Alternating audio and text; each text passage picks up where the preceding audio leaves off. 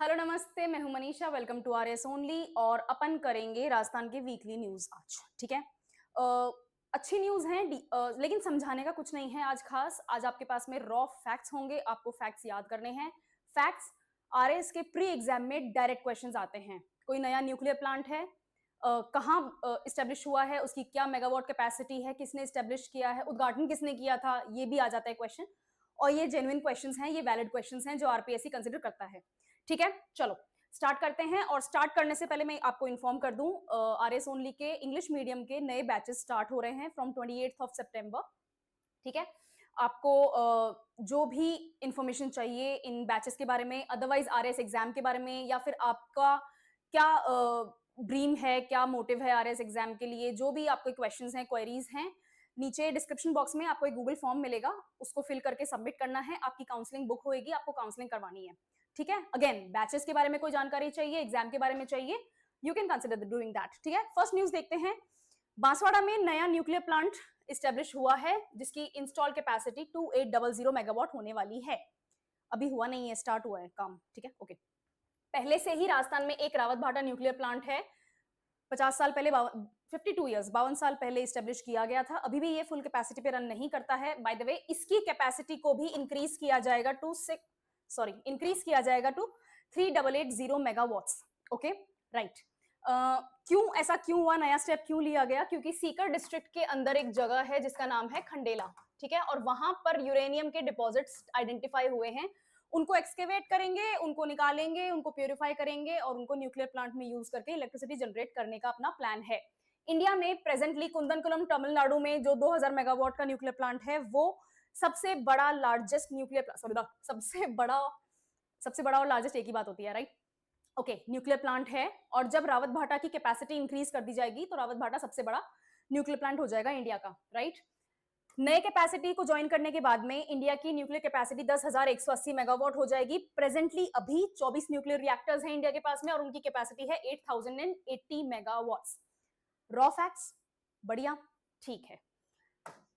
Exam में question आ जाता है तो उस क्वेश्चन को कैसे हैंडल करना है, स्ट्रेटेजिक इंपॉर्टेंस बतानी है। किस तरीके की इंपॉर्टेंस? भाई, न्यूक्लियर प्लांट है अपने पास में, ठीक है, तो अपनी एनर्जी क्रिएट करने के जो ऑप्शंस हैं, इलेक्ट्रिसिटी के जो ऑप्शंस हैं, वो डाइवर्स हैं। वाटर से करते हैं, कोल से करते हैं, सोलर से करते हैं, टाइडल से करते हैं, विंड से करते हैं, हाइब्रिड प्लांट्स भी हैं और न्यूक्लियर प्लांट्स भी हैं। ठीक है, गुड। सेकंड, रावत भाटा प्लांट के बारे में आपकी कुछ इंफॉर्मेशन दी हुई है। 1973 के कहां में इस्टेब्लिश हुआ था, कहां हुआ था? देश की सबसे पुरानी और लार्जेस्ट न्यूक्लियर हब रही हुई है एक टाइम तक, और इसमें मल्टीपल रिएक्टर्स ऑलरेडी काम कर रहे हैं। बांसवाड़ा न्यूक्लियर प्लांट के बारे में कुछ जानकारी, ठीक है, ये इंस्टॉल कैपेसिटी है, दूसरा मेजर प्लांट है राजस्थान का। और खंडेला में यूरेनियम रिजर्व्स मिले हैं तो इनको आप यूज करेंगे obviously. Already India uranium import करता है कजाकिस्तान, कनाडा और रशिया से। ठीक है, बढ़िया। अगर हमारे पास में खुद ही न्यूक्लियर रिएक्टर्स में यूज होने के लिए यूरेनियम निकल रहा है, रिजर्व्स में मिल रहा है, उसको हम एक्सट्रैक्ट कर सकते हैं, प्योरीफाई करके यूज कर सकते हैं, तो हमारी जो इंपोर्ट डिपेंडेंसी है वो कम होगी। यानी कि फॉरेन जो अपना एग्जिम वो जो अकाउंट है उसके ऊपर, अपना करंट अकाउंट डेफिसिट वगैरह होता है ना, उसके ऊपर लोड कम आएगा। ठीक है। और फ्यूचर प्रोस्पेक्ट्स, हमारी डिमांड बढ़ती जा रही है, न्यूक्लियर एनर्जी हब बनाना चाहते हैं, हमारे पास में ऑप्शंस होने चाहिए। राजस्थान में बहुत सारे ऐसे ऑप्शंस ऑलरेडी हैं भी और भी होने चाहिए जहां पर हम इलेक्ट्रिसिटी प्रोड्यूस कर सकते हैं, यूज कर सकते हैं। और अपन को फ्यूचर में कभी कोई अगर कोई प्लांट नहीं काम कर रहा है, नेशनल ग्रिड से ज्वाइन कर, ग्रीन एनर्जी कॉरिडोर के बारे में पढ़ा था, राइट? तो इसको भी नेशनल ग्रिड में ज्वाइन करेंगे तो अपने पास में इलेक्ट्रिसिटी के ऑप्शंस ज्यादा होंगे। ठीक है। नेशनल कॉन्टेक्स्ट में इंडिया की न्यूक्लियर कैपेसिटी इतनी इंक्रीज हो जाएगी 2031 तक। ठीक है। और ये जो प्लांट है, जो बांसवाड़ा वाला प्लांट है, 2032 तक ऑपरेशनल होना शुरू हो जाएगा।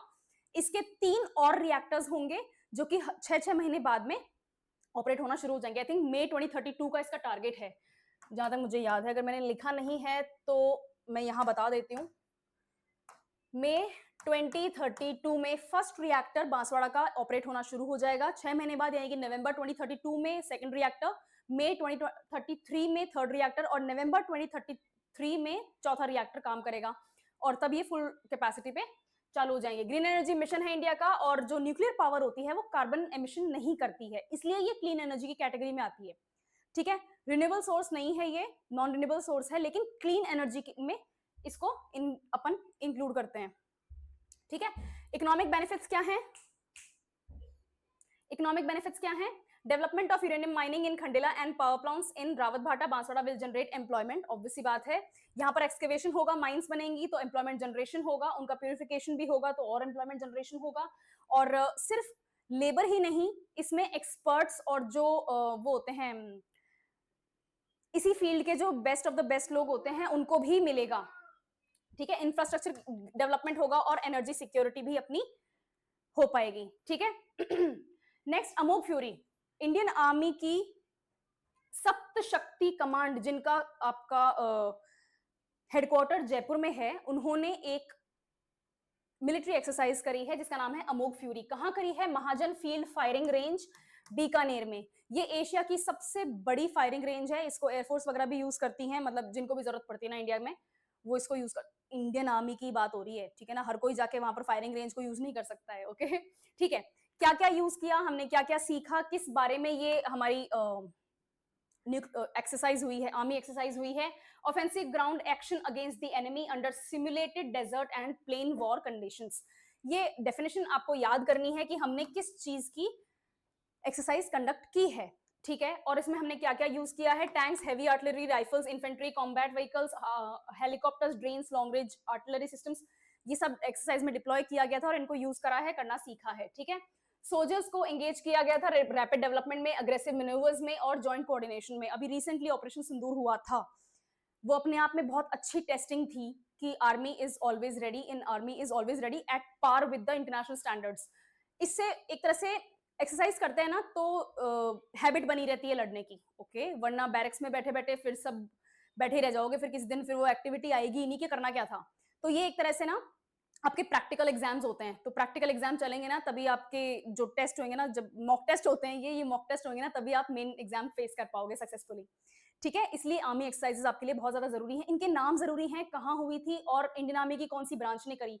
सिर्फ यही नहीं, और भी आर्मी एक्सरसाइज होती है, करंट अफेयर्स का आपका पार्ट है, जिसमें इंडियन आर्मी या फिर इंडियन आर्मी की कौन सी ब्रांच कौन से कंट्री के साथ में एक्सरसाइज कर रही थी, उस एक्सरसाइज का नाम क्या था, थीम क्या थी, काम क्या था, कहाँ हुई थी, कब हुई थी, ये सब आपके लिए जरूरी है। इनकी टेबल बनाओ, याद कर लो। कुछ कुछ स्टैंडर्ड होती है, जैसे सऊदी अरेबिया और इंडिया की होती है अल हिंद, अल समथिंग और अल हिंद करके ही होती है। इस तरह से आपको बहुत सारी मिल जाएंगी। ठीक है, बढ़िया।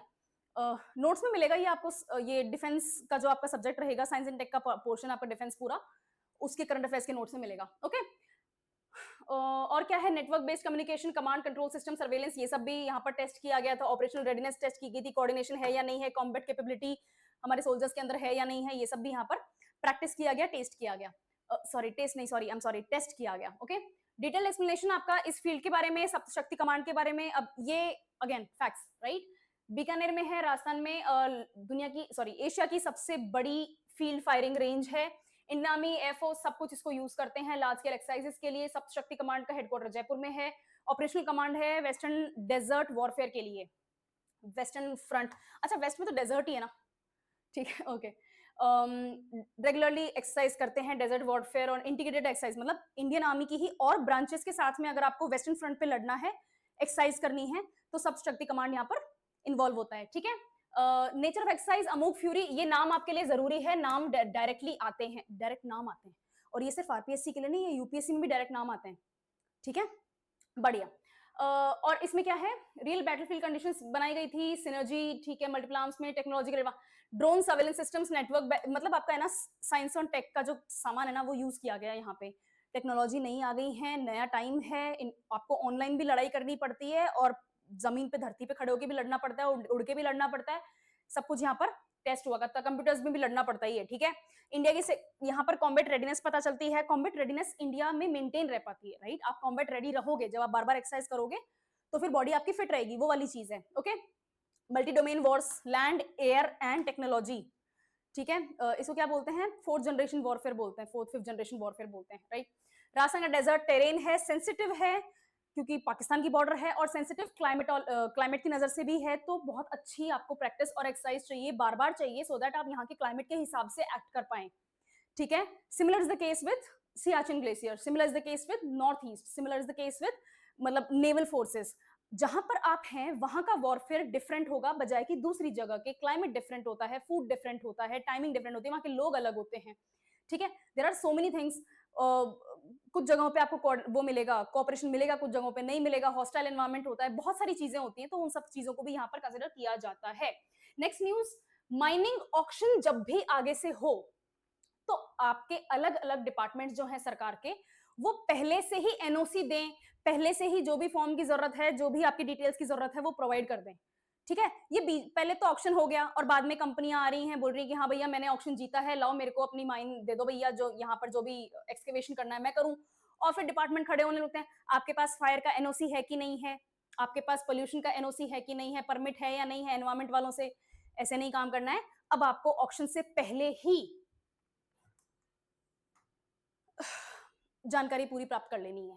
ठीक है, सरकार का काम है, सरकार के डिपार्टमेंट होते हैं ये। ओके, मैं बता देती हूँ, जितने भी नेसेसरी एनओसीज हैं, अप्रूवल्स हैं, जितने भी डिपार्टमेंट्स इन्वॉल्व हैं, ऑक्शन का प्रोसेस स्टार्ट होने से पहले ही, क्योंकि सरकार को तो पता है कि यहाँ पर माइन है, यहाँ पर यहाँ पर XYZ कोई भी मटेरियल मिला है, मिनरल मिला है, इसको अपन अब माइन में ऑक्शन करने वाले हैं। तो जब सरकार को पता है कितने कितने डिपार्टमेंट्स इन्वॉल्व होंगे, पता है, तो भाई उसको ऑक्शन करने से पहले ही सारी अपनी जो भी फॉर्मेलिटीज हैं पूरी कर लो ना। फिर अलग अलग कंपनियां आएंगी, कंपनियों को पहले ही पता चल जाएगा कि भाई ये सारे काम हो चुके हैं, अब बिड करो। बिड करते ही फिर आप अपनी माइनिंग स्टार्ट कर दो, तो ये टाइम वेस्ट नहीं होगा। ऑन एन एवरेज 3 से 4 साल लग जाते हैं इस प्रोसीजर में। ठीक है, जिससे क्या होता है, स्टेट का रेवेन्यू खराब होता है, टाइम खराब होता है, जो एम्प्लॉयमेंट जनरेशन होना चाहिए था वो नहीं हो पाता है। इतने में इंडस्ट्री चेंज हो जाती है, इतना में कंपटीशन, जो इंटरनेशनल कंपटीशन अपन को फेस करना पड़ रहा है, वो बहुत टाइट हो जाता है, हमारे लिए बहुत ज्यादा नुकसान होता है। ठीक है, तो ये नया काम करा है राजस्थान सरकार ने। बस यही है जहां तक मुझे याद है, बस इतना ही है। माइनिंग डिपार्टमेंट ठीक है, मेजर मिनरल्स फर्स्ट फेज में ओके, 5 माइंस को आइडेंटिफाई करने की बात हुई है, भाई इनको ऑक्शन करेंगे और pre embedded auction model use करेंगे। ठीक है, और प्रोजेक्ट मैनेजमेंट यूनिट को अनाउंस किया है ministry of mines and minerals act. समझ में आ गया कुछ इसमें? वो ही है, हाँ ये रहा ना, notably it takes at least 3 years on an average for the mining operations to start post allotment. जब माइन अलॉट हो गई है तो फिर 3 साल क्यों लग रहे हैं? सरकारी फॉर्मेलिटीज में लग रहे हैं, तो भैया ये फॉर्मेलिटी पूरी पहले कर लो तो इतना टाइम नहीं लगेगा। ठीक है, यही है इस पूरी न्यूज में, इतना ही है। एग्जाम पॉइंट ऑफ व्यू से प्री एम्बेडेड मॉडल का क्या मतलब है, स्टैट्यूटरी क्लियरेंसेस जो भी हैं वो पहले ही दे दी जाएंगी बिफोर ऑक्शनिंग द माइंस। ठीक है, तो जो टाइम लैग है ऑक्शन और माइनिंग के शुरुआत के बीच में जो टाइम है, वो टाइम कम से कम आप डील कर पाओगे। Okay, next, current challenges. अभी क्या चैलेंजेस हैं? डिले हो रहा है तो इन्वेस्टर का कॉन्फिडेंस जो होता है वो लूज होता है, अपन बहुत सारा इन्वेस्टमेंट लूज करते हैं, एम्प्लॉयमेंट जो अपॉर्चुनिटी मिल रही थी वो अपॉर्चुनिटी डिले हो जाती है, तो पब्लिक शिफ्ट करती है। फिर मैं बता रही हूँ, बेरोजगार अगर होते हैं कंट्री में तो बड़ा खतरनाक हो जाता है सिस्टम। ठीक है, आसपास के कंट्रीज को देख लो अभी, तो इनको फिट करो सबको, वही वाली चीज है। ओके, स्टेट रेवेन्यू का भी जो रेवेन्यू स्टेट को मिलना चाहिए था, टाइमली मिलना चाहिए था, वो नहीं मिल पाता, वो भी डिले हो जाता है। ये सब ना हो, सेंटर का क्या रोल है भाई? सेंटर ने ऑलरेडी डायरेक्ट कर दिया है स्टेट्स को कि 5-5 माइंस निकालो अपनी अपनी जगह से, बढ़िया। और ये एक्ट जो है उसको भी अमेंड कर दिया है ताकि इस रिफॉर्म को सपोर्ट किया जा सके। राजस्थान ने क्या स्टेप्स लिए हैं आपके सामने ही हैं। राजस्थान में माइंस की कोई कमी नहीं है, माइंस को ऑक्शन करो और काम शुरू करवाओ, इतनी ही कमी है और कोई कमी नहीं है। ठीक है, राजस्थान कोई छोटा नागपुर प्लेटो वाले एरिया से कोई कमजोर नहीं है, हमारे यहाँ सिर्फ कोयला नहीं है, बाकी सब कुछ है। मतलब कोयला भी है, लिग्नाइट वगैरह निकलता ही है, लेकिन वो सिर्फ कोयले के लिए ही जाने जाते हैं। ठीक है ना, मतलब एक्सट्रीमली कोल और आयरन एंड स्टील इनके लिए जाने जाते हैं। हमारे पास में नॉन मेटालिक मिनरल्स ज्यादा हैं। ठीक है ना, मेटालिक मिनरल्स में अपने पास में कॉपर की खेतरी माइंस हैं, तो that is a totally different game, वो दूसरा ही बॉल गेम हो गया। लेकिन अपने पास में स्टोन्स बहुत है, स्टोन्स की बहुत माइनिंग होती है। ठीक है ना, प्रेशियस स्टोन्स हो गए आपके, जो मार्बल्स, ग्रेनाइट्स और सैंडस्टोन, ये सब की जो माइंस हैं ये बहुत हैं। ओके, क्विक बेनिफिट्स, ठीक है, बेनिफिट्स आपके सामने हैं। कमेंसमेंट जल्दी से हो जाएगा तो रेवेन्यू होगा, जॉब्स बनेंगी, सब कुछ आपके सामने है। इन्वेस्टर फ्रेंडली होगा, बहुत जल्दी जल्दी माइंस निकलेंगी, बहुत जल्दी जल्दी आप उनके ऊपर काम कर पाओगे। तो जो बिजनेसमैन है उसके यूं होगा, भैया कल जाएंगे परसों से काम शुरू कर देंगे, कितना आसान है, यहीं चलते हैं। ठीक है, मैं बहुत सिंप्लीफाइड लैंग्वेज में बता रही हूँ। ठीक है, याद करना है, अपन को याद होनी चाहिए चीज, कोई कैसे भी याद करो, चाहे कोई भी मेथड यूज करो। ठीक है, चाहे जोक बना के याद करो, बट याद करना है। ओके, एफिशिएंट गवर्नेंस, ट्रांसपेरेंसी होगी, अकाउंटेबिलिटी मेंटेन कर पाएंगे आप। जो काम पहले ही हो जाएगा दोबारा नहीं होगा, या फिर ऑक्शन के बाद में वो काम नहीं करना पड़ेगा, जहां पर बिजनेसमैन की एंट्री नहीं हो रही है, तो करप्शन के चांसेस भी कम होंगे। ठीक है, करप्शन कब होता है? जब आपके पास में इतने चांसेस मिल जाएं आपको करप्शन करने के, और जो करप्शन करवाते हैं उनके भी मीटिंग के चांसेस निल हो जाएंगे, तो आपका ट्रांसपेरेंसी बनी रहेगी, इकोनॉमिक बूस्ट होगा। यस, और राजस्थान की रेलेवेंस, राजस्थान मिनरल रिच है, हमें हमारी बहुत सारी माइंस यहाँ पर चाहिए, एम्प्लॉयमेंट जनरेशन चाहिए। सब आपके सामने है, ठीक है। राजस्थान में जेंडर पैरिटी इंडेक्स में बहुत घटिया परफॉर्म किया है, देश में लास्ट नीचे से तीसरे आए हैं हम, रैंक 3 है नीचे से, ठीक है, बहुत घटिया फिगर है। ये आपके सामने नंबर्स हैं, ठीक है। नेशनल एवरेज क्या है 1.07 का, और राजस्थान का कितना है 0.97 है या 90, ये है। Worst I think Lakshadweep worst है, हाँ लक्षद्वीप नहीं, उत्तराखंड वर्स्ट है, नंबर लास्ट पे है, ओके। और लक्षद्वीप सेकंड लास्ट है, second worst. Rajasthan third worst, worst में भी हम थर्ड वर्स्ट, ओके चलो बढ़िया। जेंडर पैरिटी होती क्या है, यहां मैंने लिखा है, ये रहा। It measures the ratio of girls to boys in education, ratio of girls to boys, एक क्लास में 100 बच्चे हैं, 50 लड़कियां हैं 50 लड़के हैं, जेंडर पैरिटी 1 है। एक क्लास में 40 लड़कियां हैं 60 बच्चे हैं, जेंडर पैरिटी 1 से कम है अब, ठीक है। कैसे कैलकुलेट करते हैं उधर नहीं जाना अपन को, ठीक है। लड़कियां कितनी हैं लड़के कितनी हैं उनके रेशियो निकलते हैं, वो रेशियो का जो स्कोर आता है उसी को जेंडर पैरिटी बोलते हैं। हम चाहते हैं कि जेंडर पैरिटी या तो 1 हो या 1 से ज्यादा हो, कम ना हो, ठीक है बढ़िया। अब देखते हैं कुछ फिगर्स, ओके ये हो गया। ये देखते हैं दादरा एंड नगर हवेली, ये मेघालय और छत्तीसगढ़ टॉप परफॉर्मेंस है, आपको तीनों के फिगर्स याद करने हैं। राजस्थान के आस पड़ोस वाले जो वो हैं स्टेट्स हैं यूटीज हैं, इनके क्या फिगर्स हैं आपको याद करने हैं। और 5वीं तक की कक्षा का जीपीआई क्या है 1.03, और इसके बाद में हमें पता चलता है कि हायर एजुकेशन में लड़कियां नहीं जा रही हैं। क्यों नहीं जा रही हैं, या तो उनकी शादी करा देते हैं या फिर उनको डोमेस्टिक रिस्पॉन्सिबिलिटीज, बेटा तू ये काम कर दे, बेटा तू वो काम कर दे, ये सारे काम हो जाते हैं, ठीक है। सेफ्टी नहीं है, लैक ऑफ ट्रांसपोर्ट फैसिलिटीज हैं और पुअर इंफ्रास्ट्रक्चर। इसमें सबसे बड़ा प्रॉब्लम ये है, सिर्फ यही नहीं है, सैनिटरी नैपकिन्स का ना अवेलेबल होना या फिर सेफ स्पेसेस ना होना लड़कियों के लिए, वो भी बहुत बड़ा है, रीजन है।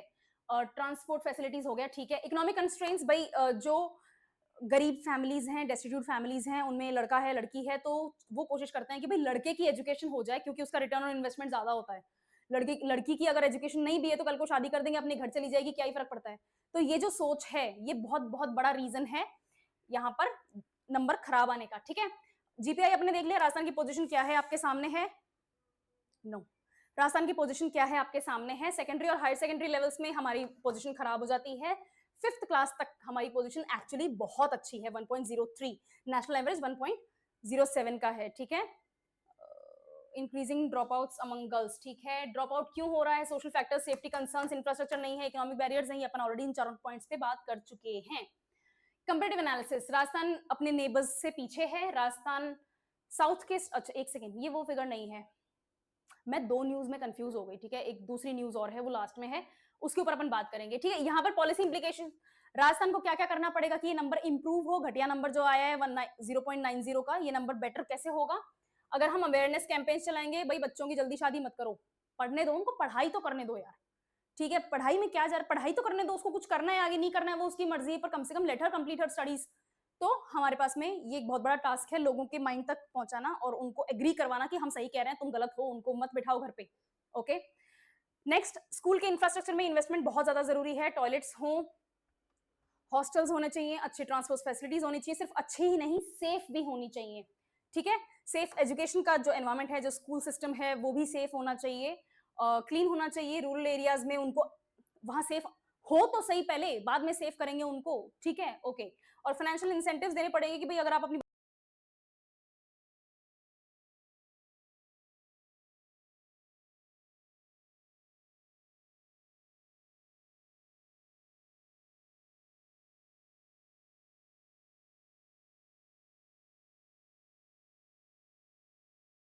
सो नेक्स्ट न्यूज, छत्तीसगढ़ से from Madhya Pradesh to neighbouring, simple सी बात बताती हूँ, मध्य प्रदेश में कितने टाइगर्स हैं, मध्य प्रदेश में टाइगर्स हैं 785, ठीक है, जरूरत से ज्यादा टाइगर्स हो रहे हैं।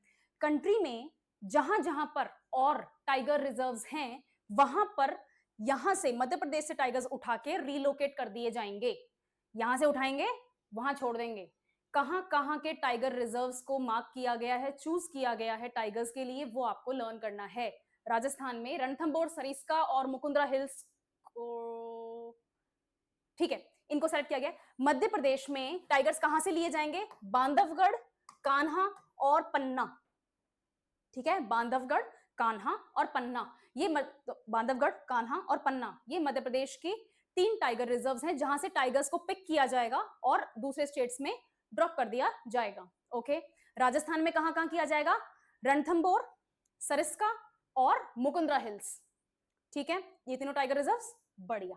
नेक्स्ट, ठीक है, राजस्थान और उड़ीसा को 3-3 टाइगर्स दिए जाएंगे और छत्तीसगढ़ को 4 टाइगर्स दिए जाएंगे। ये एक्चुअली जो हेडिंग है ना थोड़ी अधूरी है, आई am sorry for that, heading अधूरी है। 3 स्टेट्स के पास में टाइगर्स जा रहे हैं, राजस्थान, उड़ीसा और छत्तीसगढ़। कहां से जा रहे हैं? मध्य प्रदेश से जा रहे हैं।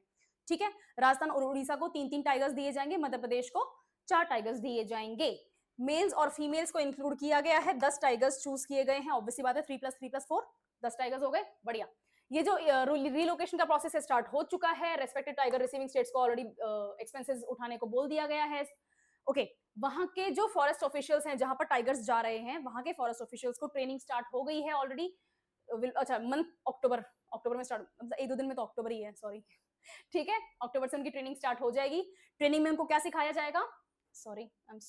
ट्रेनिंग में उनको क्या सिखाया जाएगा? टाइगर को केयर कैसे करते हैं, ट्रैक कैसे करते हैं, कंजर्वेशन कैसे करते हैं।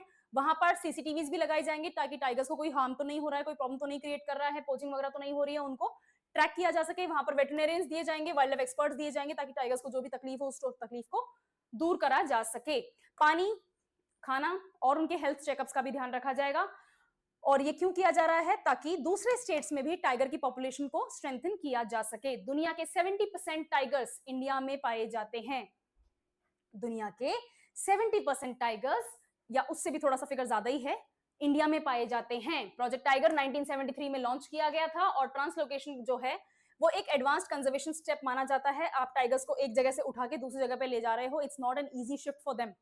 ठीक है, वेदर भी चेंज होता है, नए डिजीजेस हो सकते हैं, प्रे की कमी हो सकती है, पोचिंग की प्रॉब्लम खड़ी हो सकती है। जो आसपास के लोग हैं वो सपोर्ट ना करें, क्यों? बिकॉज ह्यूमन और एनिमल कॉन्फ्लिक्ट जो होता है उसके चांसेस बढ़ जाते हैं। There are so many problems. तो ये एक एक्चुअली अच्छा स्टेप तो है, लेकिन ये रिस्की भी है। Okay, next, Madhya Pradesh tiger state माना जाता है। 785 टाइगर्स हैं, लेटेस्ट एस्टिमेट यही है। अगर इसमें कोई चेंज है तो I will update later on. Kanha, Bandhavgarh, Panna, इन जगहों पे मेजर सोर्स है पॉपुलेशंस का। ट्रांसलोकेशन, ठीक है, राजस्थान में कौन कौन सा चूज किया गया? Ranthambore, Sariska, Mukundra hills, I already told you before. Genetic infusion, tiger stability, Orissa, Chhattisgarh population decline हो गई। क्यों? क्योंकि वहां पर हैबिटेट लॉस हो गया, बहुत ज्यादा कंस्ट्रक्शंस होंगे, बहुत ज्यादा लोग एंक्रोचमेंट करेंगे, ह्यूमन एनिमल कॉन्फ्लिक्ट होंगी, पोचिंग होगी। ठीक है, तो इससे क्या होगा? टाइगर्स की पॉपुलेशन डाउन हो जाएगी, जो कि वहां पर फेस कर चुके हैं उड़ीसा और छत्तीसगढ़ की जगह पे। अच्छा, ये प्रॉब्लम राजस्थान में नहीं है। राजस्थान ने टाइगर्स के लिए और दूसरे और भी जितने भी हम कंजर्व करते हैं एनिमल्स, उनमें एक्चुअली अच्छा रिजल्ट दिखाया है। तो राजस्थान का एक पॉजिटिव इमेज है इस चीज को लेके। ठीक है, और प्रोसेस चैलेंजेस मैं आपको ऑलरेडी बता चुकी हूँ। प्रे बेस्ड जो होता है वो कम होता है, क्योंकि हर जंगल में कोई ना कोई प्रेडेटर जरूर है। ठीक है, तो उस प्रेडेटर से टाइगर का एक तरह से कंपटीशन होने वाला है। तो प्रे तो लिमिटेड है और प्रेडेटर 2 हो गए या 3 हो गए, जितने भी हो गए, टाइगर ऐड हो गया मतलब। ठीक है, तो प्रे के लिए कंपटीशन बढ़ जाएगा। तो ये एक रिस्की चीज होती है। सेफ हैबिटेट है या नहीं पोचिंग के लिए और ह्यूमन एनिमल कॉन्फ्लिक्ट के लिए बोला गया है। और जो ये जो रिस्क है ये अपन को कम करना जरूरी है। फ्यूचर इंप्लीकेशंस क्या है भाई इसके यही हैं कि टाइगर कमिटमेंट जो है, सॉरी, इंडिया का जो कमिटमेंट है टाइगर कंजर्वेशन के लिए, हम उसको स्ट्रॉन्ग कर रहे हैं। और टाइगर के जो प्रोटेक्शन के टारगेट्स हैं, ये इतना भयंकर टंग ट्विस्टर हो गया है ना अभी मेरे लिए। टाइगर प्रोटेक्शन के जो टारगेट्स हैं उनको अचीव करने के लिए हमें कुछ ना कुछ एक्स्ट्रा स्टेप्स लेने पड़ेंगे और इकोलॉजिकल बैलेंस वगैरह को अपन को कंट्रीब्यूट करने को भी मौका मिलेगा। भाई जितने ज्यादा जहां पर जितने एनिमल्स होंगे ना उतना ठीक है इकोसिस्टम के लिए। ठीक है, हाँ, प्रोवाइडेड आप उनको प्रोटेक्ट करने की कोशिश करें, उनको नुकसान नहीं होना चाहिए। Next, domestic violence. I think ये लास्ट न्यूज है आज की, यही वो न्यूज है जिसके मैं कंफ्यूज हो रही थी पहले, एजुकेशन वाली जो न्यूज थी उससे। ओके, जेंडर पैरिटी वाली। डोमेस्टिक वायलेंस, राजस्थान ने एक अच्छा स्कोर दिखाया है, हमारे यहाँ डोमेस्टिक वायलेंस कम है। ठीक है, नेशनल एवरेज से हमारे यहाँ डोमेस्टिक वायलेंस कम है। नेशनल एवरेज कितना है? 31.9%। हर तीसरी महिला के ऊपर किसी ना किसी तरीके का डोमेस्टिक वायलेंस हो रहा है इंडिया में। राजस्थान में वो हर चौथी महिला है। Still not good, but at least national average से तो अपन नीचे हैं, वो वाली बात है। Okay, it's really bad. किस किस तरीके के डोमेस्टिक वायलेंस होते हैं? Physical, emotional, sexual. और कौन कौन करते हैं भाई? जो डोमेस्टिकली उनके साथ रह रहे हैं वही करते हैं। और कौन करते हैं? From their husbands. अच्छा, इसमें हस्बैंड्स कंसिडर किया गया है। इन लॉज वाला वो पूरा सिस्टम आता है, राइट। तो डोमेस्टिक वायलेंस कौन कौन इंक्लूड होता है डोमेस्टिक वायलेंस में? जिनके साथ भी महिलाएं रह रही हैं वो सब इंक्लूड होते हैं, ठीक है। वो उनसे उम्र में बड़े हो सकते हैं, छोटे हो सकते हैं, वो सेम जेंडर यानी कि महिलाएं हो सकती हैं, पुरुष हो सकते हैं, उनके हस्बैंड हो सकते हैं, इन लॉज हो सकते हैं, जितने भी होते हैं ना जिनके साथ महिला रह रही है उन सबका डोमेस्टिक वायलेंस काउंट होता है, राइट। ओके, ऐसा क्यों होता है? बेटी के ऊपर प्रताड़ना नहीं देखने को मिलती है, रेयर देखने को मिलती है, बहू के ऊपर मिल जाती है। कारण सोशल स्ट्रक्चर ही हमारा ऐसा है, हम पेट्रियार्कल हैं, प्रेफरेंस ऑलरेडी मेल्स को है। और उसमें भी अगर आप ऐसी फीमेल लेकर आ रहे हैं जो दूसरे घर से आ रही है, आपका तो ब्लड भी नहीं है, आपसे कोई रिलेशन नहीं रखते हैं, डायरेक्ट इमोशनल कनेक्शन नहीं बना है, तो उनके साथ में वायलेंस करना किसी भी प्रकार का, ठीक है, कंपेरेटिवली इजी हो जाता है और पेट्रियार्की उसको सपोर्ट करती है। प्रॉब्लम यहां पर है, ठीक है। तो पेट्रियार्कल सिस्टम इसको एक तरह से प्रमोट ही करता है, ठीक है। और दूसरी चीज, महिलाएं ऑलरेडी कम एजुकेटेड हैं कंट्री में, तो कम एजुकेटेड महिला एक दूसरी कम या ज्यादा एजुकेटेड महिला के ऊपर प्रताड़ना करना आसान समझती है। क्यों? क्योंकि वो पावर होल्डिंग पोजीशन में मानती है अपने आप को। जी हाँ, मैं मदर इन लॉज के ऊपर हिंट कर रही हूँ। इकोनॉमिक इनइक्वालिटी होती है, ठीक है। महिलाएं क्या हैं? पुरुषों पर डिपेंडेंट हैं। क्यों? क्योंकि वो जॉब नहीं कर रही हैं। अगर वो डिपेंडेंट हैं तो उनकी छोटी छोटी जरूरतों को उनको पूरा करने के लिए किसी और के पास जाना पड़ रहा है। उसने ना कह दिया, इमोशनल अब्यूज हो गया, और ना कहने का तरीका, और कहते टाइम कोई गाली गलौज कर दी, हाथ उठा दिया, घुमा के दे देते हैं। मैंने एक और ये हंसने की बात तो नहीं है, लेकिन अब मुझे हंसी आ रही है क्योंकि मैंने बहुत साल पहले एक वीडियो देखा था, यूट्यूब पे ही था, सड़क पे चल के बस वो लोगों से पूछ रहे थे, क्या आपने कभी अपनी वाइफ के ऊपर हाथ उठाया है, क्या आपने कभी उसको गलत शब्दों से एक तरह से बुलाया है, या इस तरह के कुछ पॉइंट्स थे उसमें। उसमें जितने भी मेल्स थे, और ऐसा नहीं है कि सभी, आप पब्लिक में जाओगे पूछोगे तो सभी हाँ कर देंगे, हाँ हम तो घुमा के दे देते हैं। उसमें एक था ऐसा जिसने बोला था कि मैं तो घुमा के दे देता हूँ, तो वो घुमा के देने वाला पॉइंट मुझे उस आदमी की शक्ल आज भी याद है। It was a shock to me. I was in college at the time, और तब का भी वीडियो है, आई डोंट नो यूट्यूब पे कभी मिल जाएगा आपको, आते रहते हैं सामने इस तरह के वीडियोस। उस वीडियो में जिस तरह के लोगों ने तर्क दिए हैं, महिलाओं ने भी, कि हाँ कभी हम अपने हस्बैंड की बात नहीं मानते हैं, नहीं सुनते हैं, तो हमें पड़ी हुई है। इंटरनलाइज्ड ऑपरेशन इसी को कहते हैं, ठीक है। आप एक्सेप्ट कर रहे हैं कि मेरे साथ अगर वायलेंस हुआ है तो उसके पीछे कोई ना कोई रीजनेबल कारण रहा है। ये बहुत खतरनाक है। आप पुरुषों को तो बोल सकते हो कि महिलाओं के ऊपर हाथ नहीं उठाना है, आप महिला को कैसे बोलोगे कि भाई तेरे ऊपर जो हाथ उठाए वो सही नहीं है, मुझे तो सही लग रहा है? अरे सही नहीं है वो, ठीक है। तो डोमेस्टिक वायलेंस को डील करना बहुत ज्यादा डिफिकल्ट है। आप कितने ही लॉज बना दो जो विमेन फ्रेंडली हो, चाहे मेल फ्रेंडली लॉज बना दो, चाहे जेंडर न्यूट्रल लॉज बना दो, आपकी जो कॉमन सोशल साइकी है उसको चेंज करना जरूरी है, ठीक है। ये स्टेट्स के फिगर्स हैं। इसमें डोमेस्टिक वायलेंस में आपको स्टेट के फिगर्स याद करने की जरूरत नहीं है, रैंकिंग पता होनी चाहिए, ठीक है। राजस्थान ने अच्छा किया है। लो प्रेवलेंस यूनियन टेरिटरीज में कम देखने को मिला है, लक्षद्वीप, हिमाचल, नागालैंड, मिजोरम, ये अच्छे स्टेट्स हैं, मतलब यहाँ पर डोमेस्टिक वायलेंस कम देखने को मिला है। साउथ में कर्नाटका, तेलंगाना, तमिलनाडु, ये बहुत वर्स्ट हैं, बहुत खतरनाक डोमेस्टिक वायलेंस यहाँ पे देखने को मिल रहा है। बिहार, और बिहार तो होना ही, मतलब बिहार तो हर गलत जगह पे एंट्री है। बिहार को ना कुछ समझाना पड़ेगा कि भाई तुम गलत कर रहे हो, तुम थोड़ा सुधरो, ठीक बात नहीं है ये। जहां देखो तब वहां फिगर खराब हो रहे हैं। Manipur is a surprise for me, ठीक है। स्टॉप 2 मिनट्स, ठीक है। ये डेटा कहां से आया है? यहां से आया है, ये आपको पता ही है। नेक्स्ट, एग्जाम में आ जाएगा तो कैसे लिखोगे? एनएफएचएस, इसके बारे में एक्सप्लेन करो, कैसे डेटा कलेक्शन होता है, कैसे कैटेगराइजेशन होता है, सब कुछ, ओके। और डोमेस्टिक वायलेंस के टाइप्स क्या है? फिजिकल असॉल्ट हो सकता है, इमोशनल अब्यूज हो सकता है, ये गाली गलौज वगैरह यहाँ पर आती है। मैं तुमसे नाराज हूँ, खाना नहीं खाऊंगा, मैं तुमसे नाराज हूँ, तुम्हारे धोए हुए, तुमने जो अपने कपड़े धोए हैं मैं उनको नहीं जमाऊंगा, या फिर तुमने मेरा बेड जमाया है मेरे को नहीं देखना है। ये सब चीजें जो छोटी छोटी चीजें होती है ना इमोशनली हर्ट करने वाली, वो यहाँ काउंट होता है। 2 मिनट्स। सेक्सुअल कोअर्जन, जबरदस्ती करना, और कंट्रोलिंग बिहेवियर, ये इंडिपेंडेंस वाला पॉइंट यहाँ पर आ जाता है आपका, ठीक है, राइट। सो नेक्स्ट न्यूज है अपनी, प्राइम मिनिस्टर ने माही बांसवाड़ा न्यूक्लियर प्रोजेक्ट को इनॉग्रेट किया है। ये बांसवाड़ा प्रोजेक्ट वही है जिससे अपन ने स्टार्ट किया था, ठीक है। वहां पर अपन उस न्यूक्लियर प्लांट की बात कर रहे थे, यहाँ पर इनॉग्रेशन की बात हो रही है, डिटेल्स वही हैं। कितने पैसे लगे हैं, किसने, इसका पूरा नाम क्या है? Mahi Banswara nuclear power project. Banswara के Napla, I have actually lost my pen, so this is why I am using my fingers, but it's all in front of you, ठीक है। कंप्लीट हो जाएगा तो टोटल कैपेसिटी कितनी होगी? प्रेशराइज्ड हैवी वाटर रिएक्टर्स इसमें use किए गए हैं। Give me a second, okay. Water कहाँ से आएगा? न्यूक्लियर प्लांट्स में पानी की जरूरत होती है, ठीक है। कौन सा कूलेंट सिस्टम, ये आपके देखो साइंस का पार्ट है, ठीक है। कूलेंट सिस्टम्स होते हैं, उसमें पानी को रन करना पड़ता है, बिकॉज जब ये मॉलिक्यूल्स रन करते हैं ना, वो रिएक्टर्स में भागते हैं, तभी तो एनर्जी बनती है, राइट। तो वो बहुत ज्यादा हीट हो जाता है, बहुत ज्यादा गर्म हो जाता है, तो उसको ठंडा करने के लिए, काम करने के लिए अपन को पानी की जरूरत पड़ती है। तो इस न्यूक्लियर प्लांट में पानी आएगा कहाँ से? माही रिवर से आएगा। ठीक है, जो कि माही बजाज सागर डैम की अपस्ट्रीम है। और फर्स्ट यूनिट जो है ये यहाँ ये रहा, जो मैं उस वाली न्यूज में आपको बता रही थी, May 2032 में फर्स्ट यूनिट कंप्लीट हो जाएगी और उसके बाद में 3 यूनिट्स और हैं जो हर 6 महीने के बाद में कंप्लीट कर दी जाएगी। इसकी टोटल कॉस्ट 42,000 करोड़ है। ये याद कर लेना। ये मजे मजे में नहीं लिखा है यहाँ पे कि 42,000 करोड़ है तो अपन फील कर रहे हैं कि कितना महंगा, नहीं। आरएस प्री एग्जाम में ये क्वेश्चंस आते हैं, इस तरह के फैक्ट बेस्ड क्वेश्चंस आ जाते हैं, ठीक है। और projects, transmission lines, enabling energy evacuation, renewable energy zone phase 4 and 5, ठीक है, कितने पैसे कहां पर लगे हैं। इसमें अदर प्रोजेक्ट्स में आपके ग्रीन प्रोजेक्ट्स भी हैं। देखो मैं बताऊं, मैंने देखा था, मैंने खुद ने किया है। फीडर्स, ओके, अच्छा this is a new thing. ये तो ऑलराइट। राम जल सेतु लिंक प्रोजेक्ट इसारदा डैम से रामगढ़ डैम तक, इसारदा खुड़ा चैनपुरा बांध बरेठा भरतपुर में। ये आपको नाम, इनके ऊपर अलग अलग न्यूज हैं, यस, इतने डिस्क्रिप्टिव नहीं है। ये नए डैम्स वगैरह बन रहे हैं, कहीं पे छोटे मोटे कोई ग्रीन एनर्जी प्लांट्स बन रहे हैं, उनके बारे में जानकारी है। और इनकी कॉस्ट कितनी लग जाएगी, कहां पर वो स्टेब्लिश किए जा रहे हैं, वही जानकारी आपके सामने। पंप हाउस बनाया जा रहा है बीसलपुर डैम के पास में, Khari feeder to increase water supply Rajsamand dam में। और सोम कमला अंबा भीका भाई सागवाड़ा फीडर के अंदर भी उसका भी कंस्ट्रक्शन किया जा रहा है। और ये कंस्ट्रक्शन बगोलिया डैम चित्तौड़गढ़ का कंस्ट्रक्शन किया जा रहा है। ये वही है, ये सारे के सारे फैक्ट्स हैं, उनको इतना भयंकर रूप से लर्न करने की जरूरत नहीं है। आपके लिए जानकारी ये ज्यादा जरूरी है कि कौन सा कहाँ पर डैम बन रहा है, कहाँ से पानी आएगा। ये मैंने मिक्स नहीं करी है न्यूज, इन्हीं के दौरान इनका भी वो इनॉग्रेशन हुआ है। जो न्यूक्लियर पावर प्लांट का इनॉग्रेशन किया था उसी के दौरान इनका भी इनॉग्रेशन हुआ था, इसलिए न्यूज एक साथ आई है। और इन इनॉग्रेशन में, ठीक है, ये रहा सोलर प्रोजेक्ट में, मैंने ग्रीन एनर्जी प्रोजेक्ट को भी इनॉग्रेट किया था, वो मैं बाद में लग रहा है, ओके कोई बात नहीं।